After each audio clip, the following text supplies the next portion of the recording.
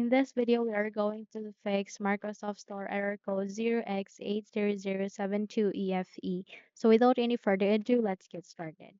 First solution is to clear the Microsoft Store cache. Press Windows key and R key together. In the small window, type for wsreset.exe. Click on the OK button. Once done, wait until this procedure would be finished. And once you have succeeded in this, try to check if the problem has been fixed.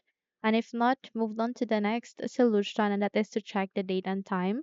Navigate at the start, make a right click, scroll up, and click on settings. So the date and time is very important, and it is very crucial to set it into the right time or as much as possible. No, as much as you need to set it as automatically. So navigate to the time and language, go with the date and time, and then please set the time zone automatically on, and then set time automatically on. Close the window and restart your computer and check if the error has been fixed. The last solution, if the error still persists, is that you need to disable the proxy setup. Navigate at the start, make a right click, scroll up, and click on settings.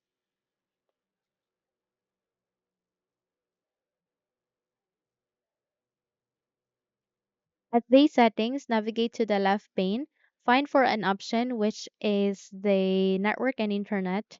And then from here, please scroll down, locate for proxy. And then you need to navigate to the automatically detect settings, turn it on. And if you have any set up here under your proxy, please remove that one or disable such. Close the window, restart the PC, and check if the error has been resolved. So if you found this video helpful, kindly like and subscribe. You may also click or turn on the notification bell so that you will be notified for more upcoming tutorials. Thank you and have a good day.